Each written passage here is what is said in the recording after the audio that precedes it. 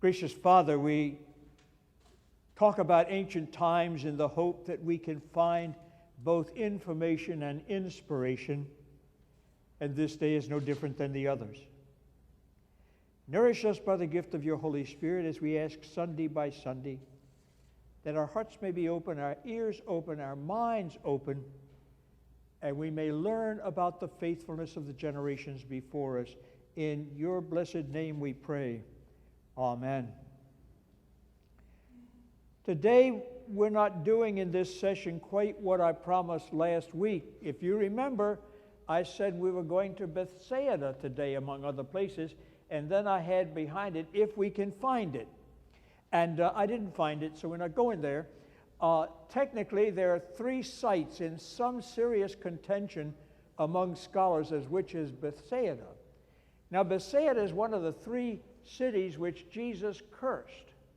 And it appears that the curse was most effective in Bethsaida. We can't even find it. So, you know, the place most looked upon at Bethsaida is about a mile from the shore of the Sea of Galilee, and it was supposedly a fishing village. That's a long way to beach your boat, and probably there's a good deal of, but I will go there next Sunday most likely, and so we'll just say for the moment we're not going to get there. Instead, we're going to go to Chorazim, Baram, and Magdala, and you're going to say, where in the world are any of those? Because they're not household words in any case, but they were significant villages in Jesus' day. And particularly I want to focus on the spiritual life in these seaport towns during the time of Jesus in the 1st century and beyond, up to perhaps the 3rd century. It's referred to as the Talmudic period, thinking in terms of the Talmud as being written and enforced. That is the writing down of the oral teaching of the rabbis. This teaching was done primarily orally, much the way the early New Testament church traveled with oral tradition, and the Gospels weren't written until 30 or 40 years after the ascension of our Lord. So that among the Jewish communities, they depended also on oral tradition. The first Talmud was probably written in Babylon and began during the time of the Babylonian exile. What was it? It was simply a writing down of the rabbinical teachings that were centered in Jerusalem before the exile. So the Talmud is indeed a document of the diaspora. It is a document that comes from the need of the dispersed Jewish community to have available the teaching of rabbis from much earlier times. And then, of course, the Talmud that was written, much of it in Tiberias. After the destruction of Jerusalem, again in 70 A.D., and the destruction of the temple, the Talmud began to be again a written document in the Holy Land. So we have the Talmud and we have the Babylonian Talmud, and there are others as well.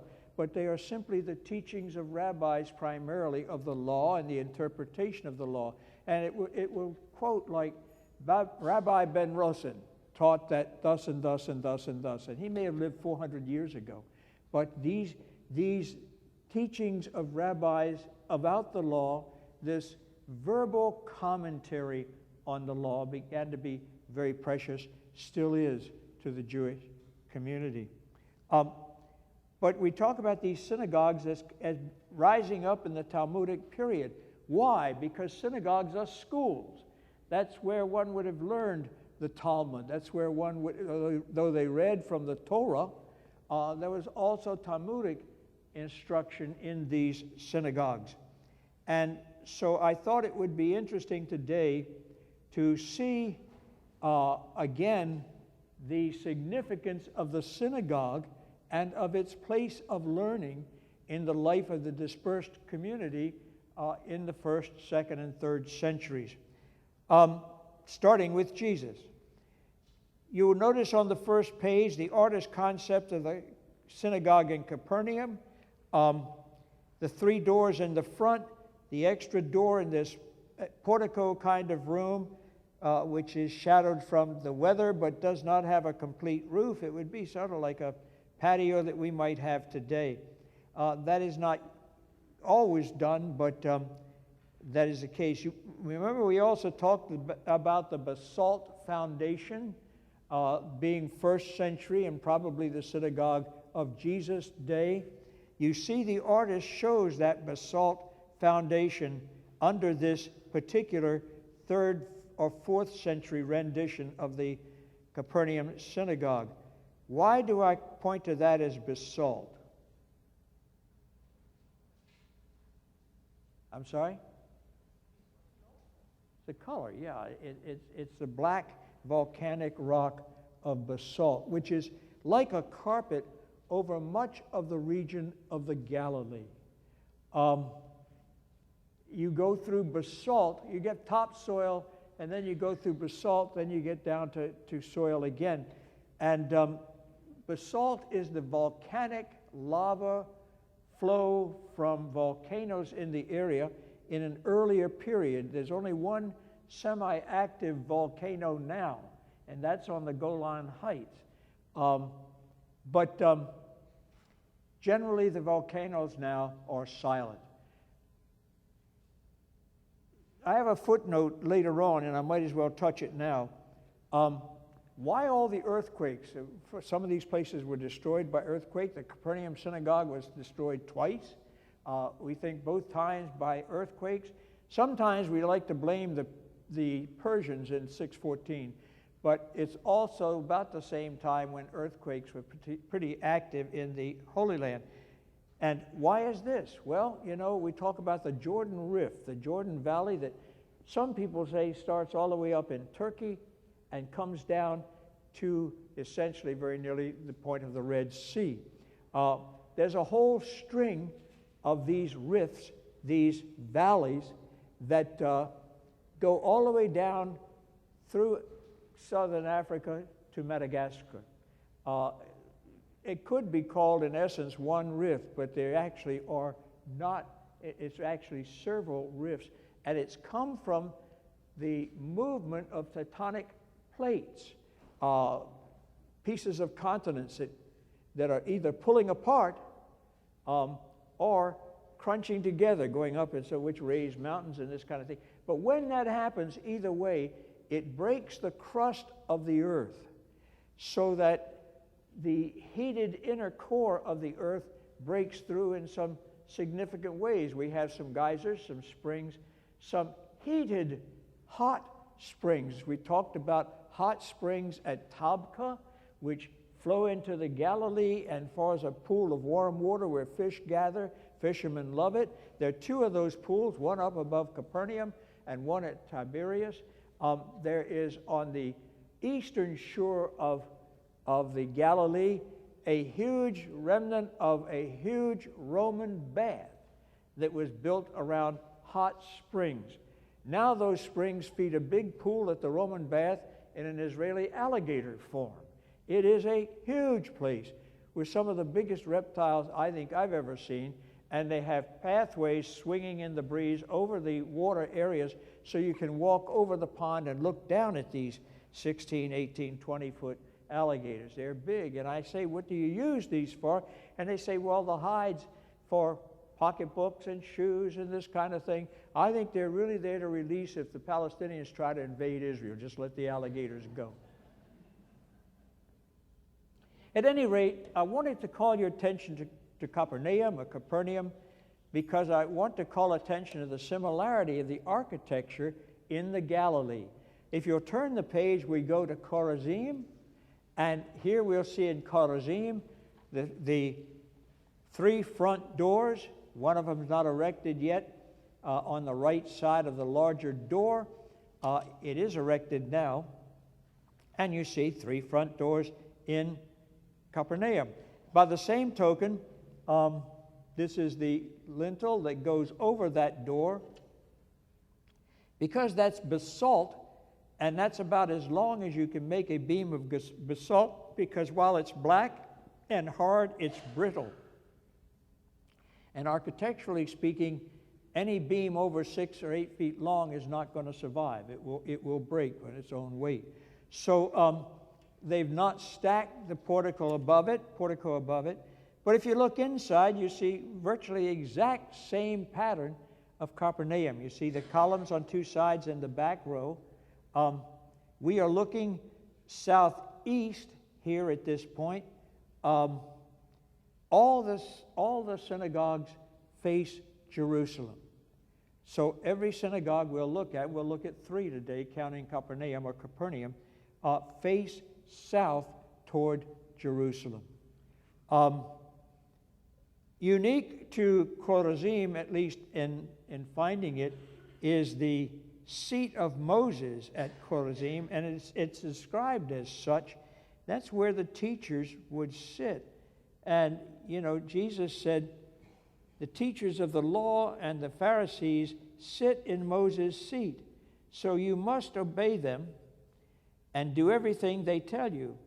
But do not do what they do, for they do not practice what they preach. That's from Jesus' own comment, Matthew 23, verses 2 and 3. So here's Moses' seat. Whether they were in all the synagogues, we can't say because they haven't shown up with that same frequency.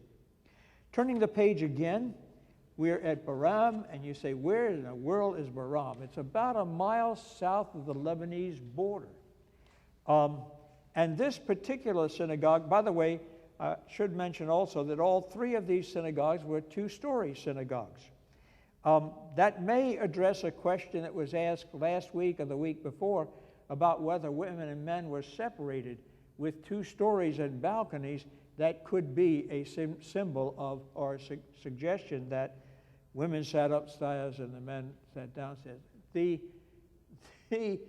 nun Egeria, who we keep mentioning, the 4th century nun who visited the Holy Land, talks about visiting Capernaum and a long stairway going into it could well be the stairway was for the women to go up. Don't know exactly. We don't have any particular writings on that at this moment. You see again in Baram the same architectural style. The uniqueness about Baram is that it apparently had a 2nd-story portico or porch over it. These columns would suggest such because they're constructed in a way as to sustain other beams. The interior is exactly the same as the others we've looked at. 2 columns in the middle, 1 row of columns around the back, and of course we're looking now southeast again to Jerusalem. In fact, southwest in this particular picture, because Jerusalem's a little more inland than the Baram synagogue. So I wanted to call those pictures to you as significant because of the strong similarities we see and the amount of money spent in these communities, which were often poor communities, which used basalt as the building thing. And also, I've not been to Baram. I'm sorry that I have to say that, but I've not been. Most of the time that I have gone to Israel, the Lebanese border has been less than secure. So going within a mile of the border has not always been the greatest idea. But at any rate, they say this is basalt, and this interior picture looks like basalt, but the outside looks like it might have been faced with limestone, because we're not seeing the blackness of the basalt on the outside, but we are seeing it clearly on the inside. By the way, what also needs to be said is that these walls would have been plastered. They would not simply have been these stone walls that we see now. It would have been a plastered, smooth surface, most likely, and very often decorated with the simplest things, squares, like we do today when we do borders around a wall or along a ceiling or this kind of thing. Some of that still exists in Masada and some other places further south. Yeah.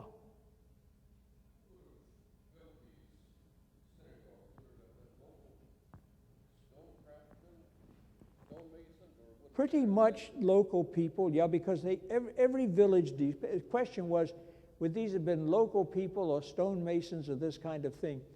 every village, as you can see, depended heavily on basalt. So to build the village, you had to have some local people, almost from house building on down.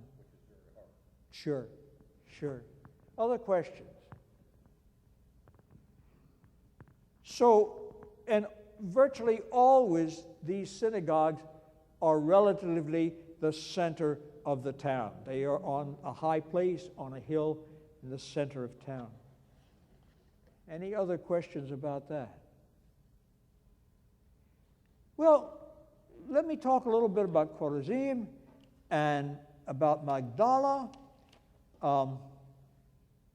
and Baram, and then I'll tell you what we're going to do, I hope, next week. We've already done Capernaum, so I'm not going to stay there. We're going down to the synagogue at Chorazim. We've talked about all these fishing villages clustered along the shore of the Galilee. And everything we've done so far is on the west side of the Galilee, okay? And at Chorazim now we're going to go up a rather significant hill away from Capernaum. It's 5 or 10 minutes, and I wanted to stick a little footnote that said it depends on who's driving the bus or the car, but it's 5 or 10 minutes at the most from Capernaum. And because of that, Jesus would have been there frequently because Capernaum was his base of operation. Curiously, the New Testament doesn't tell us much about the miracles done there, but that Jesus cursed 3 cities or towns. One was Chorazim, the second was Capernaum, and the third was Bethsaida. And he condemned them because these were the 3 places where he believed he had done the most miracles. All right? Curiously, the New Testament doesn't record much of that kind of happening at Chorazim. There's a mention or two of it, but it is not often mentioned, even though it's so close to Capernaum. He had to have been there, and he had to have been there frequently. And I've given you that text. It's both in Matthew and in Luke. Then he began to upbraid the cities where most of his mighty works had been done. Now I said, we don't know much about, we know more about Bethsaida, because they did not repent. Woe to you, Chorazim! Woe to you, Bethsaida! For if the mighty works done in you had been done in Tyre and Sidon, they would have repented long ago in sackcloth and ashes. But I tell you, it shall be more intolerable on the day of judgment for Tyre and Sidon than for you.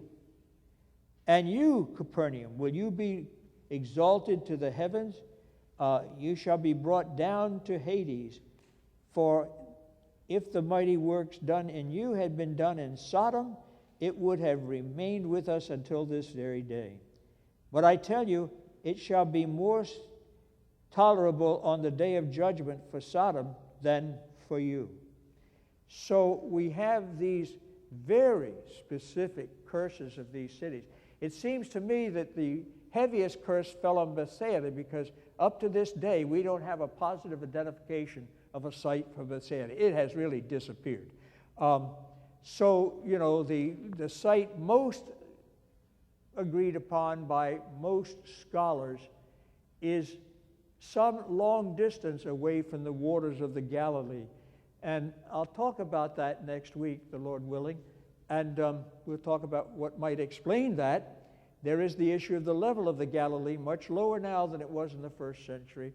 There is the issue of silting up of the Galilee, and there's also the continuing tectonic plate movement, although 2,000 years in such times is not a long time at all.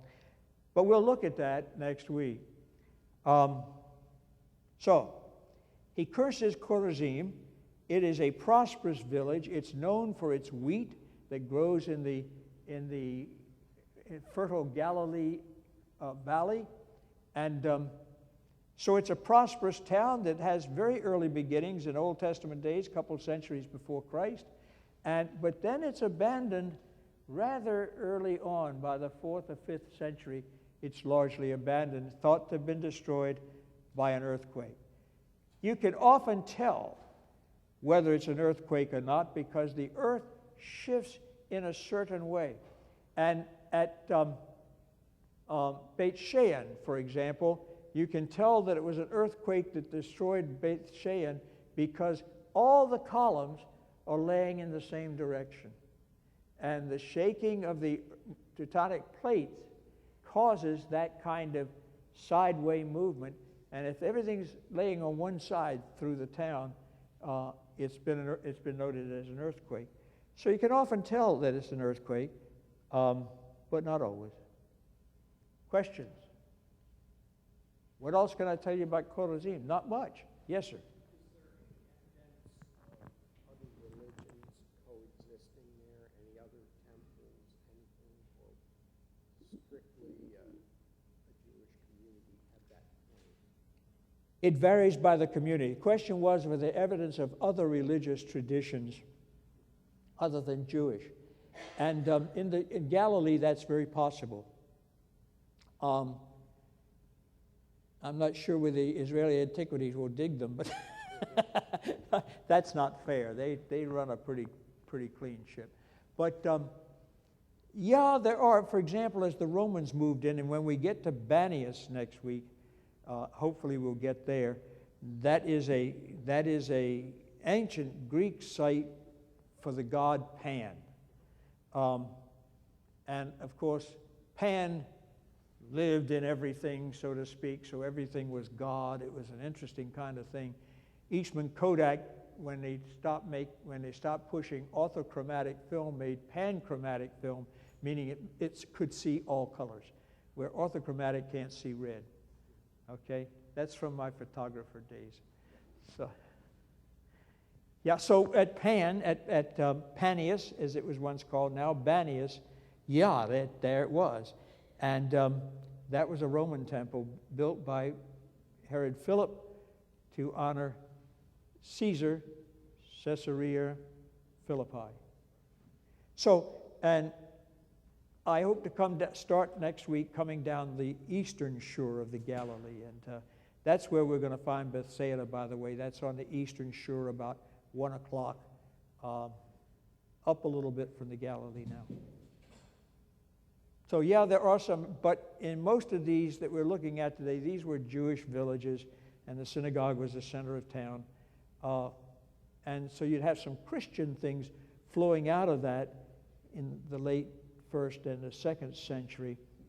That would be the case. But there was still a sizable Jewish community in Capernaum, for example, because the synagogue we're looking at now is thought to be 4th century. Some now saying 5th century, but since Egeria writes about it and she went in the 300s, it's got to be 4th century, not 5th. Wouldn't have been there when she went there. So, anyway. Yeah. The Jewish people had kind of an exemption to the Roman laws. They did. Religious. They did. In fact, if you listen to John's gospel, that was the cause of the crucifixion. The Romans will come and take away our freedom. If we don't stop this man, the Romans will come. The Jewish people had been there for so long, the Romans grandfathered them in. Well, nobody knows why the Romans did that. The assumption was that they were there.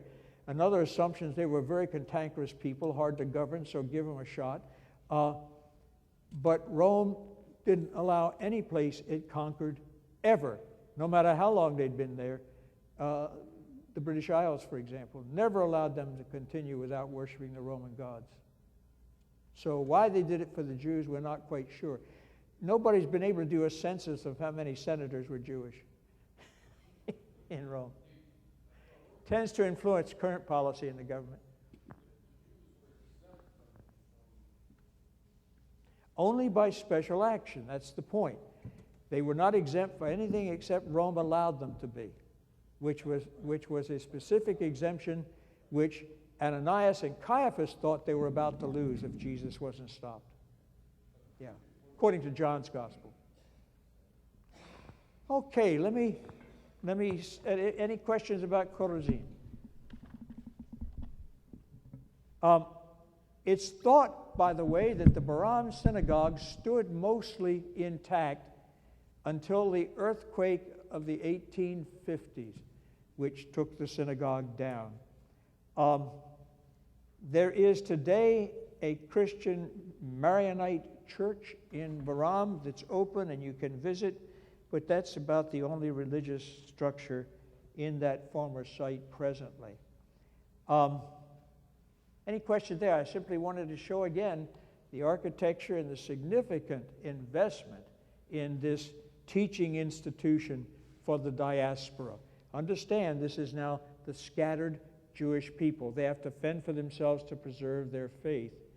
So in this case, the synagogue becomes a major institution, which is largely lay-led. I became very close to the conservative rabbi in Lancaster, and as a result of that was occasionally invited to preach at the conservative synagogue in Lancaster. And I began one of those sermons in Hebrew rather than English, and the rabbi stood up after it was all over and said, "This is terrifically embarrassing. This Christian comes and speaks Hebrew when my own people can't speak it." So it was an interesting experience. But the rabbi considered it beneath him to conduct the religious service on Friday and Saturday. That was always conducted by members of the congregation. The rabbi did not stand up here and put on a robe and do the liturgy.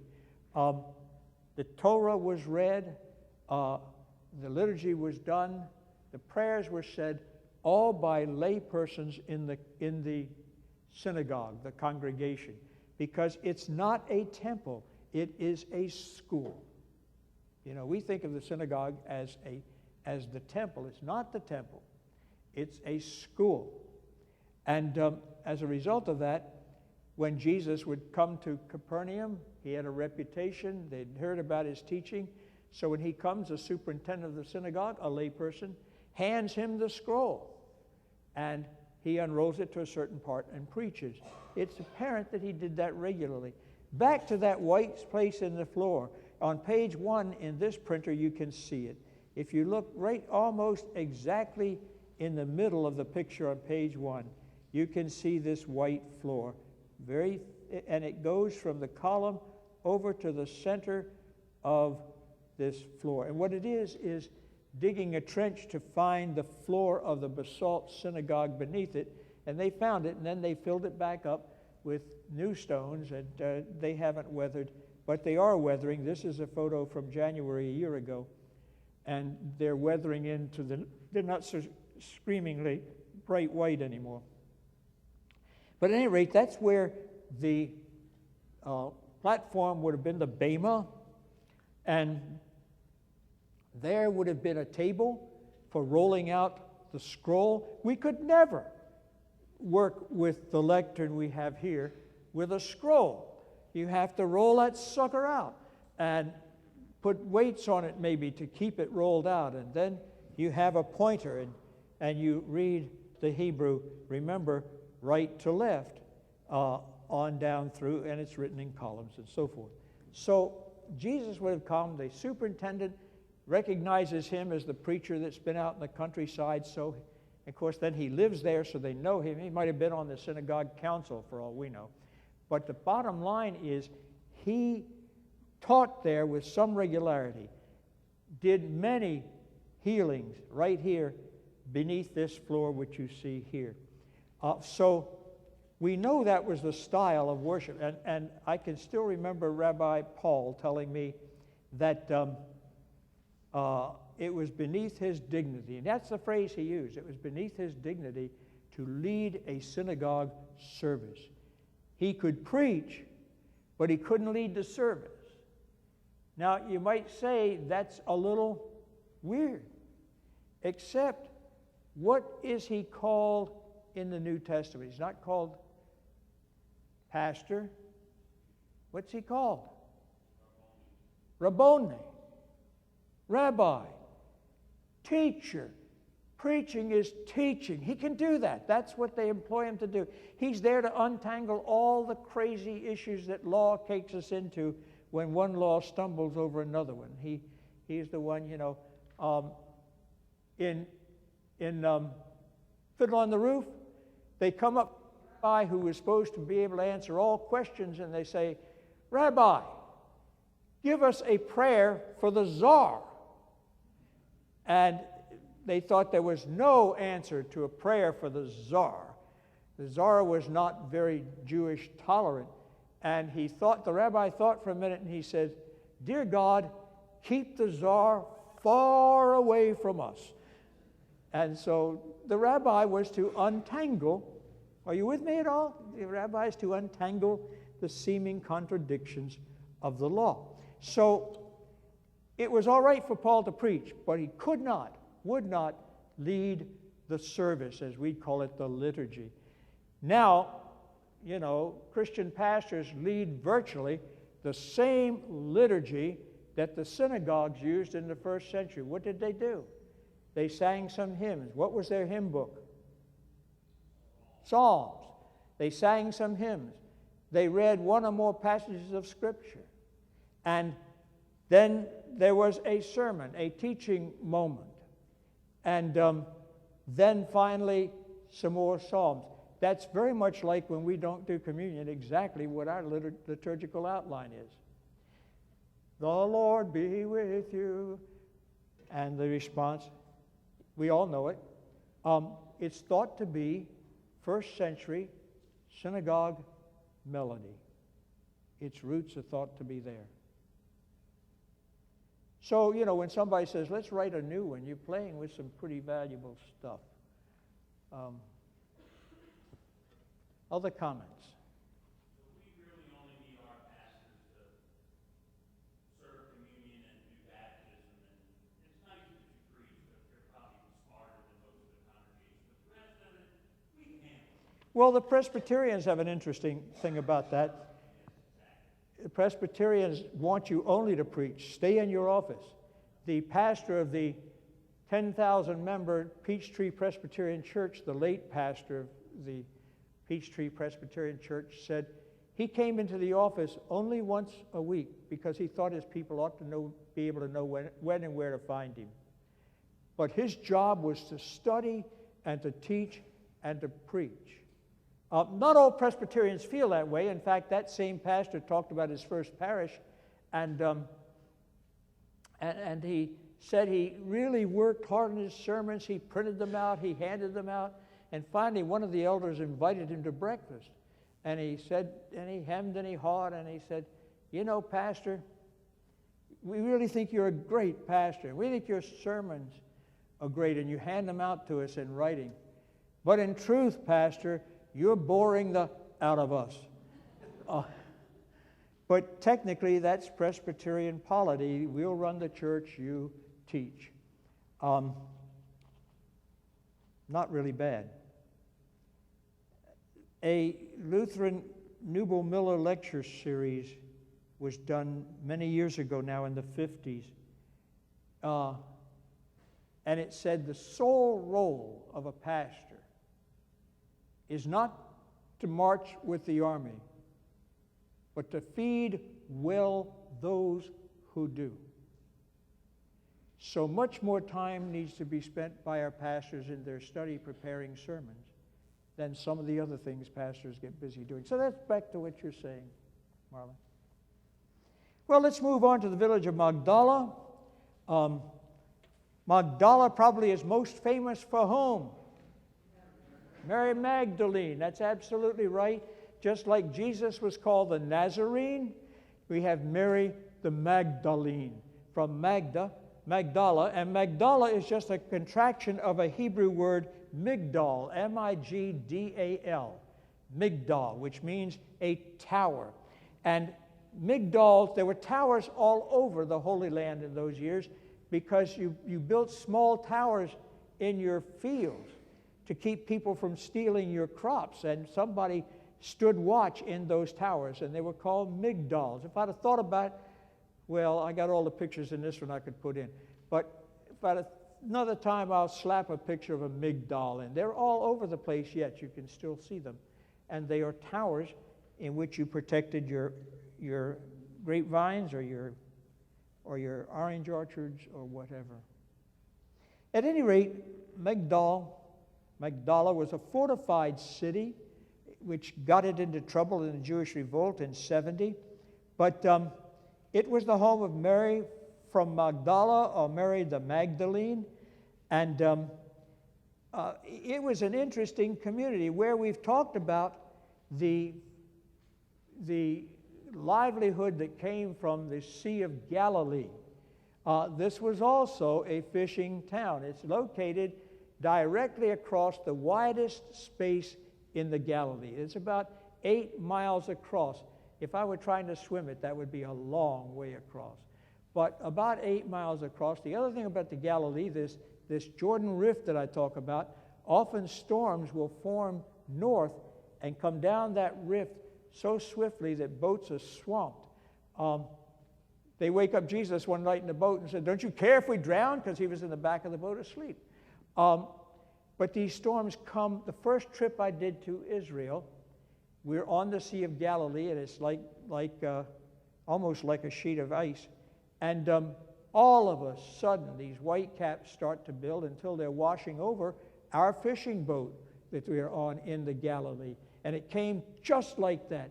There was a fellow in a small sailboat, and he was just being swamped. And the captain of the motor launch that we were in pulled up aside and offered him to come aboard. And the fellow said, "I want to bring my boat." He said, "You can't bring your boat. We don't have time for that. Water's crashing over us too. So what do you do when you're in that situation? You put the bow of the boat into the storm." And there was no hope to sit there while we rescued his sailboat. So he said, "It's you or the sailboat." And the guy decided he'd leave the sailboat and joined us. As quickly as that storm came, it was gone. It moved on, but it's not uncommon for those storms to build up unseen and come down that valley rift in great ferociousness. If you look now at this picture, you'll see something about that. If you look up near the top third of the picture, you'll see a straight line going out. Archaeological study says that's a breakwater that's 300 feet long from the shore. Why would there be a breakwater? When those storms come through and the waves start crashing, smash a ship right against the pier. So you have a breakwater. You have a stone wall that hopefully can withstand the storm, and the ships behind it rest kind of quiet. Can you see what I'm talking about here? And the rest of these rocks and so forth are also remnants of it, but the shore has silted up. It was much deeper it was probably the largest harbor in the Galilee. So they had an interesting fishing business, but they also were boat builders. So they were known for that. And the Jesus boat, which we'll talk about next week, the Jesus boat was found within feet of this picture here, because it's next to the Kibbutz Gslc. And the Kibbutz Gslc people, fishermen too, were coming in after had been 3 years of severe drought, and the Galilee receded way back. You remember the picture last week where we saw the primacy of Peter, and I mentioned that the waves, when I first started going, they used to lap against the steps alongside the church, and now it was way down. It has never returned from that, although it's a little higher now than it was. What happens is, first of all, there's the legend of the 7 lean and the 7 fat cows, a rotation of 7 years, cyclic in Egypt and in the Middle East. That was what Joseph interpreted for the Pharaoh's dream, and there's going to be a famine in Egypt, and so he laid in food so the Egyptians didn't suffer from the famine. This is still thought by some to happen because When there's no rain, there's no snow on Mount Hermon. When there's no snow on Mount Hermon, there's no water to speak of flowing into the Galilee. The Mount Hermon snows are the major source of the Galilee. There are a few small rivers, but it can't survive on those. There's some springs in the bottom, but it can't survive on those. And if in fact it survived on the springs in the bottom, it would likely turn to be a salt body of water. It is now plain water because the salt is pressed down, weighing heavier than the fresh water coming down from Hermon. So it's a rather severely challenged ecosystem, to say the least. So while one of these recessions of the Galilee came, two of the fishermen were walking in the mud along the shoreline that we're looking at right now, and they see this oval shape in the mud. And with their hands, they dig down and they find wood. And very quickly they trace the oval and they realize they have a fishing boat. They don't know what they have, but they have a fishing boat. It turns out by carbon data testing that it is a 100 BCE to 100 CE fishing boat from the Galilee. Now I'm ahead of my story. That's next week. At any rate, it happens to figure in Magdala's story as well. They may well have been the boat builder. It was found right on the edge of Magdala. Magdala was also known Trichia in Greek, which loosely translated means the place where fish are salted. So now we know something else. This is an exporting town. They're not just fishing for themselves, they're processing fish to be exported. This swiftly turns into a significant business. Because they're on the Via Maris, we've been talking about the Via Maris all this time because it runs right up the shore, west shore of the Galilee. Because they're on the Via Maris, 5 miles below Capernaum, and from Capernaum goes the road straight over to Acco, which is the seaport. So they have access through Capernaum to the seaport on the Mediterranean. They can ship salted fish to Cairo and Rome as easily as they can ship it to Jerusalem. I mean, the output of this place, there's been little digging done here. The 70s for 2 or 3 years, and then the late 90s when the boat was found, they thought, hey, might be something else good here. Archaeological work goes on the basis of funding, and funding goes on the basis of expediency. What are you going to find there? If we're going to find anything, what keeps them from digging Magdala? Because the Romans were so angry, Magdala in the 70 revolt, where Josephus, by the way, was the commander of the Galilee region for the revolt against Rome. He later becomes a historian, lives in Rome. But Josephus may be in a prison in Rome. I hadn't thought about that. But at any rate, Josephus tells us the story, and this is one of the fortified cities. So Josephus says it became a center for the Jewish revolt. The Romans came, the Romans conquered the city. As the city is falling, the boat builders take to the Galilee. And they take bows and arrows and stones and rocks, and they get off the shore, and they fire back at the Romans. Who won? Who usually won? The Romans. And Vespasian, who was emperor at the time, Titus was leading the 10th Legion.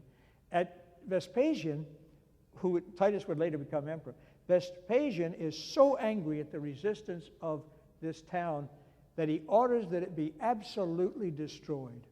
And the few people who survived the slaughter on the Galilee, where the waters ran red with the blood, and on the shore, those who survived, women and even children and old men, were ordered to be slain. And Josephus said the village was leveled and there were no inhabitants alive. When the Romans destroyed something, they usually did a pretty good job of it. And the archaeological findings so far don't rise very far into the air when you start to dig and try to reconstruct. The Romans not only destroyed the city, they scattered much of the structures. However, after that, the Romans seemed to move in, take over the city, and we find Roman villas, a synagogue, but a rather poor one by comparison to what we've been looking at in other places of the Galilee. In fact, let's look at that synagogue. It's the last picture on the fourth page. We don't have any standing columns. We don't have any standing walls. We do have the pit that would have been filled with the rocks and stones of the destroyed city. But that's all that's there. So on the one hand, it hasn't been terribly rewarding as a dig, and it didn't promise to be. There were roughly 100 synagogues in Jerusalem at the time of the revolt in 70 CE. The archaeologists thus far in the rebuilding of Jerusalem, even to this day, you can't dig a living city, but when there's been a war and much of the city has been destroyed, you get permission, you can dig the city. Well, in what they've been able to dig in the old city of Jerusalem, not a single synagogue has been found. And there were 100 or more of them at the time of the war in 64 to 70. So when the Romans destroyed something, it was usually pretty thorough. Up at the top, you see a mosaic that's now at Capernaum, but it actually was in Magdala that shows a single-masted fishing ship boat that was equipped both with oars and sails. That's what the Jesus boat probably did. I don't talk about that. That's what I'm going to talk about next week. So at any rate, there's a mosaic found at Magdala. So I told you about the battle at Magdala. But then, as I said, in the 90s for 2 or 3 years, it was dug again more aggressively. What did they find? They found a Roman city. And how do we know it's a Roman city? There's 2 streets. North, south, east, west. Rome built every city that way. North-south was called Cardo Street, Hart Street. We would call it Main Street, okay? And so they find 2 paved roads, north, south, east, west, Roman pattern. So the Romans rebuilt it. There are swimming pools. There is even today a holding tank for fish when they're brought on shore so that they could be kept alive until they were to be processed. So you had I would call this today, let's say there's fishermen, there's a significant international export business of salted fish. It's known for its flax weaving and dyeing. In fact, one of the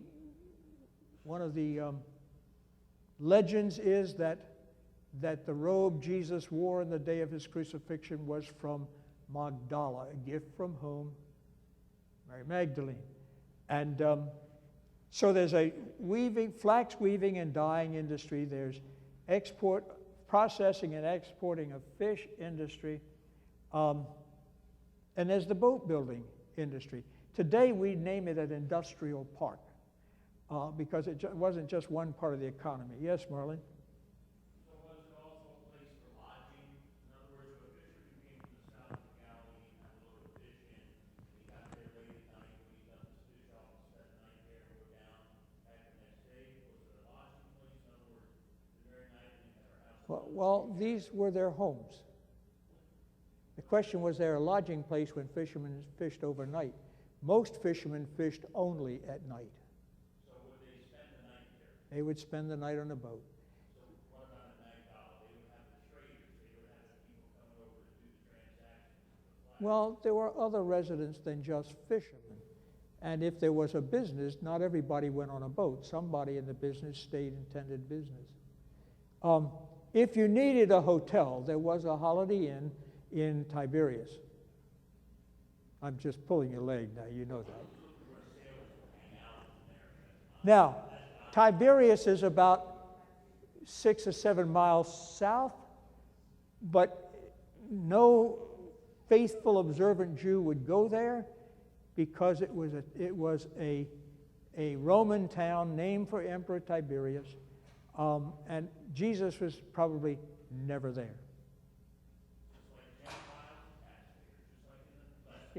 I don't know about that. I don't know about that. I thought the funny line in the lesson, which I'd have been tempted to preach on today, was treat him like a Gentile. I thought, man, that's preachable. Well, they're coming after me. I see the man from the sound room with his hands on his hips saying, I'm here. So thank you all so much. I've covered the material mostly. And we will see you next week. And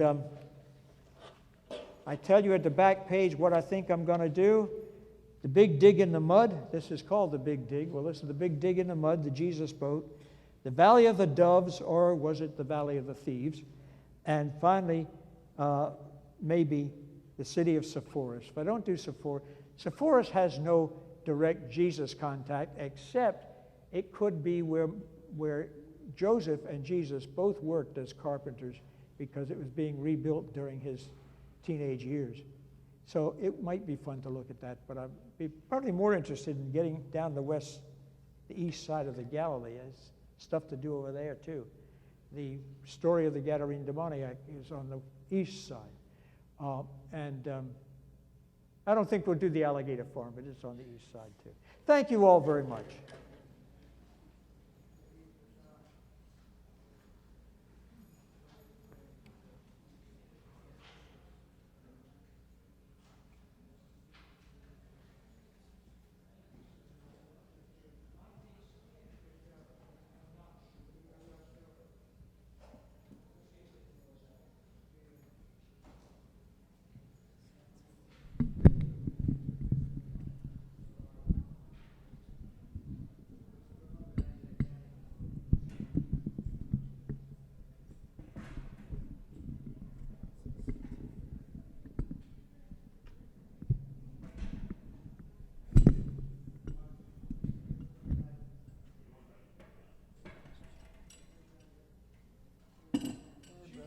Thank you.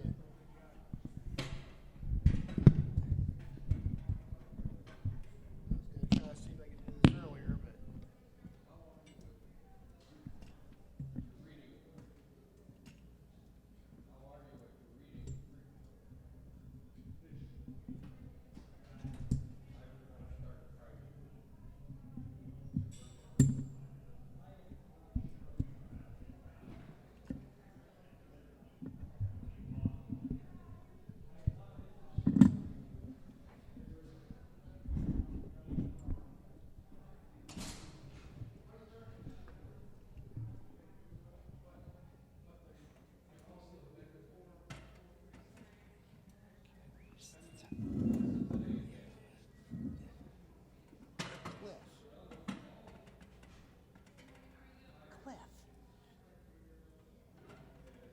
I saw him an hour ago, just now remembered his name.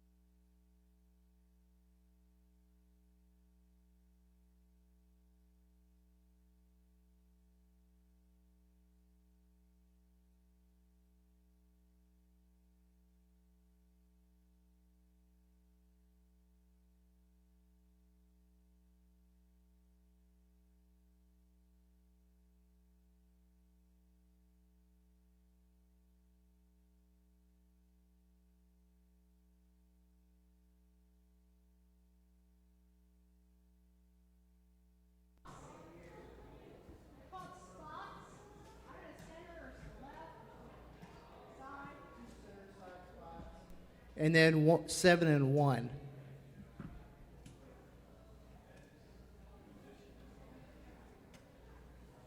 Center and side. Like all the way on the end, all the way as farthest away from you on the bottom. There you go.